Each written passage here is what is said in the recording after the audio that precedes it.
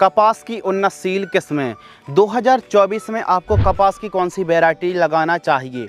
इस वीडियो के माध्यम से टॉप क्लास का उत्पादन देने वाली वैरायटी के बारे में बात करने वाले हैं, जो पिछले 3-4 सालों से या फिर पिछले 3 सालों से सबसे ज़्यादा उत्पादन की श्रेणी में सबसे ऊपर रहने वाली किस्में, टॉप 10 किस्मों के बारे में बात करने वाले हैं, जो कि हल्की भूमि, भारी भूमि, मध्यम या फिर काली काली दोमट भूमि है या फिर हल्की भूमि पर भी उत्पादन अच्छा इन वैरायटियों से निकाला है।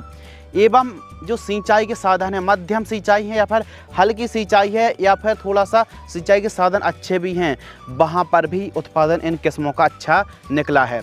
यह जो सभी की सभी किस्में हैं, इनका जो कद है, जो ऊंचाई है 140 सेंटीमीटर से लेकर 150-155 सेंटीमीटर के आसपास है और उत्पादन भी लगभग अलग अलग उत्पादन है। किसी का 14-15 क्विंटल है, किसी का 16 क्विंटल है, तो कोई ऐसी वैरायटी है जो 13 क्विंटल, 12 क्विंटल, किसी का 10 क्विंटल भी उत्पादन है।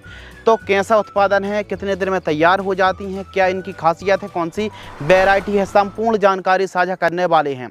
लेकिन दोस्तों, आपको तो पता ही होगा कि हर जो वैरायटी है, यदि हम किस्मों की बात करें, वही किस्म आपने लगाई है और वही किस्म यदि पड़ोसी ने भी लगाई है, तो हो सकता है उत्पादन का फ़र्क आए या फिर आ सकता है। क्यों? क्योंकि भौगोलिक परिस्थिति के हिसाब से, जलवायु क्लाइमेट्स कंडीशन के हिसाब से, देखभाल के हिसाब से, मिट्टी के हिसाब से, प्रॉपर न्यूट्रिशन की पूर्ति के हिसाब से, यानी समय समय पर पोषक तत्वों की पूर्ति करेंगे तो उत्पादन बढ़ने वाला। केयर भी बहुत ज़्यादा ज़रूरी है। तो उत्पादन जब आजू बाजू वाला खेत पर उत्पादन का फर्क आ सकता है, तो राज्य की तो बात ही मत कीजिए। बाकी सभी राज्यों पर, चाहे यूपी की बात कर लें, एमपी की बात कर लें, महाराष्ट्र, राजस्थान, गुजरात के साथ साथ छत्तीसगढ़, पश्चिम बंगाल और अन्य राज्यों पर भी आप इन किस्मों की, चाहे पंजाब की बात करें, हरियाणा की बात करें, तो इन राज्यों पर आप बहुत ही बेहतरीन तरीके से इन वैरायटियों को ग्रो कर सकते हैं। कोई दिक्कत की बात नहीं है। यानी कह सकते हैं, अब देखिए, यदि आप चाहें तो यानी बिल्कुल मध्यम सिंचाई, बिल्कुल हल्की सिंचाई पर और सबसे हल्की भूमि है, यदि उन किस्मों की वीडियो बनाएं तो स्पेशल उनके लिए वीडियो बनाएंगे। यदि कमेंट आएंगे कि हल्की भूमि है, सिंचाई के साधन बिल्कुल कम है, तो कौन सी वैरायटी लगाएं, यदि वे किसान भाई कमेंट करेंगे तो हम इस टॉपिक पर भी बहुत जल्द वीडियो लेकर के आएंगे। खारे पानी के लिए कौन सी बेस्ट वैरायटी हैं, तो उनके लिए भी हम एक अलग से वीडियो बना देंगे। लेकिन यह जो वैरायटी मीठे पानी के लिए, यानी जो नॉर्मल, चाहे कुएँ की बात करें, ट्यूबवेल की बात करें, नहर के पानी या फिर जो रुका हुआ पानी है, इन सभी में आप इन वैरायटियों को लगा सकते हैं। यह जो वैरायटी एक से बढ़कर एक हैं। देखिए, जब भी आप कपास की खेती करते हैं, उसमें सबसे बड़ी जो समस्या है दोस्तों, वो है उकठा रोग की, बिल्ट की।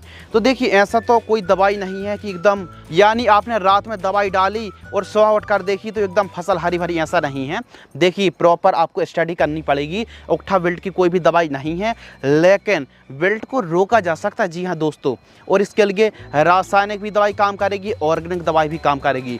रासायनिक के लिए तो फुजटाइल एल्यूमिनियम या फिर थायोफेनेट मिथाइल का प्रयोग कर सकते हैं। यानी कहने का मतलब ये है कि जब भी आप सिंचाई कर रहे हैं, तो सिंचाई के साथ एलिट को या फिर रोको फंगिसाइड, दोनों में से कोई एक 250 ग्राम से लेकर 500 ग्राम प्रति एकड़ की दर से प्रयोग करें। जब हमारी फसल 40-50 दिन की होती है, तो उस समय 250 ग्राम रोको फंगिसाइड यूरिया के साथ मिलाकर प्रयोग कर दीजिए। बेल्ट में काफ़ी अच्छा कंट्रोल मिलेगा। और प्रिवेंटिव में आप चाहें तो ऑर्गेनिक के लिए ट्राइकोडर्मा का भी प्रयोग आप कर सकते हैं सॉइल एप्लीकेशन से। तो ये तो बात हो गई बिल्ट की रोकथाम के लिए। अब देखिए, यदि बढ़ता जा रहा तो प्रिवेंटिव रूप में यह काम, चाहे एलेट हो, रोको हो या फिर ट्राइकोडर्मा, इनको जरूर चलाना चाहिए।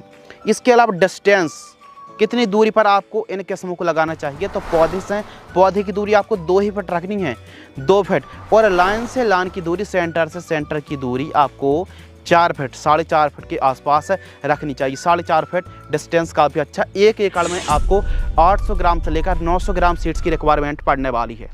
अब वैरायटियों के रेट हम इसलिए नहीं साझा करेंगे क्योंकि पिछले साल जो वैरायटियों पर जो कपास की A to Z वीडियो बनाई थी, उन पर जो किस्मों का समावेश किया था दोस्तों, उन पर अभी कमेंट आ रहे हैं कि आपने उस टाइम थोड़ा अलग रेट बताए थे, रेट अभी अलग हैं। तो इसलिए समय के हिसाब से रेट में कम ज़्यादा यानी वृद्धि ही होती है, रेट बढ़ जाती है। तो इसीलिए आप ऑनलाइन चेक भी कर सकते हैं। अब तो आसानी से आप गूगल कर सकते हैं किसी भी वैरायटी को लेकर।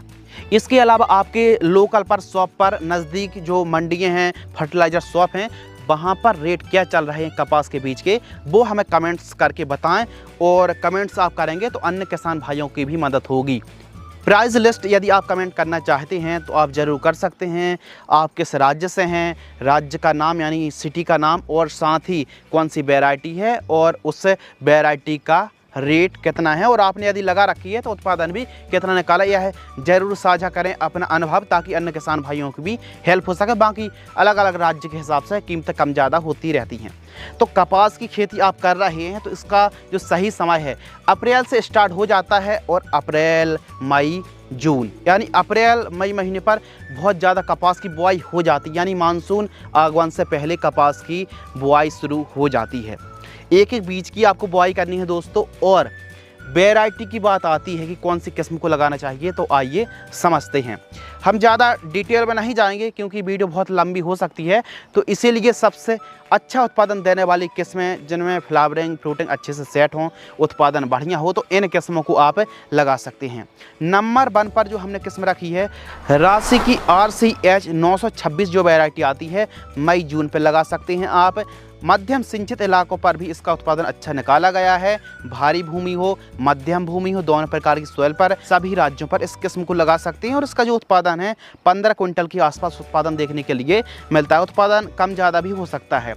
इसके अलावा राशि की एक और वैरायटी आती है राशि 776 जो वैरायटी है, इसको भी आप लगा सकते हैं। राशि की 776 जो वैरायटी आती है, यह लगभग 160 दिन के आसपास का समय लगता है।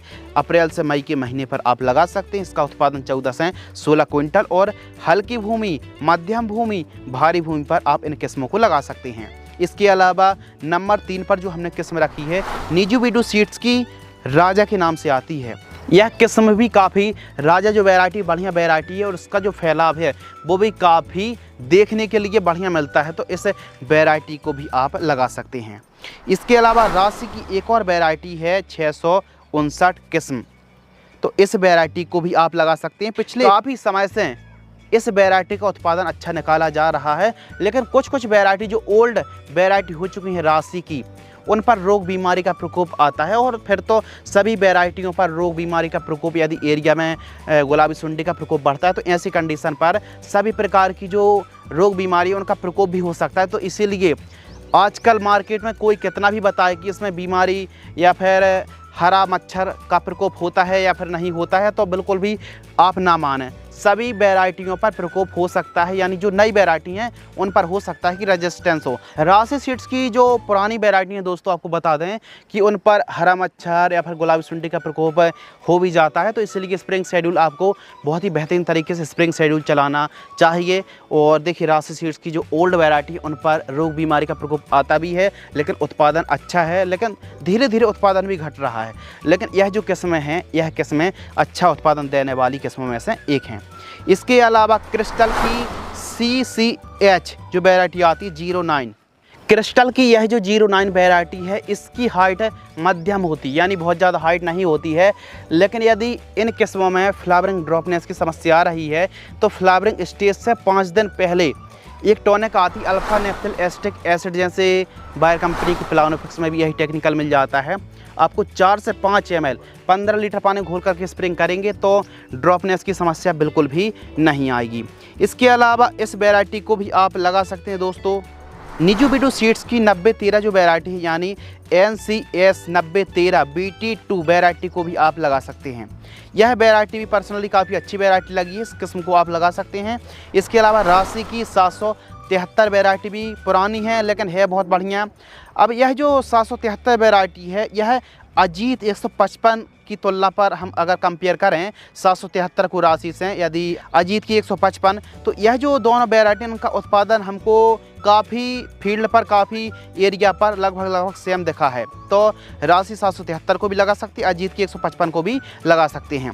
इसके अलावा राशि सीड्स की एक और वैरायटी आती है 650 वैरायटी को भी आप लगा सकते हैं। यदि हम राशि सीरीज़ पर एक और बात करें तो राशि सीड्स की 846 वैरायटी आती है। इसके अलावा राशि की RCH जो NEU यानी न्यू के नाम से जो आती है, यह वैरायटी भी काफ़ी अच्छी है। और US की एग्री सीड्स की 5-1 के नाम से वैरायटी आती है, इन किस्मों को आप लगा सकते हैं। इस वीडियो के माध्यम से हमने राशि सीड्स की ज़्यादा वैरायटी इसलिए ली क्योंकि पिछले कुछ सालों से राशि सीड्स का जो उत्पादन है वो काफ़ी बेहतरीन देखने के लिए हमको मिला है।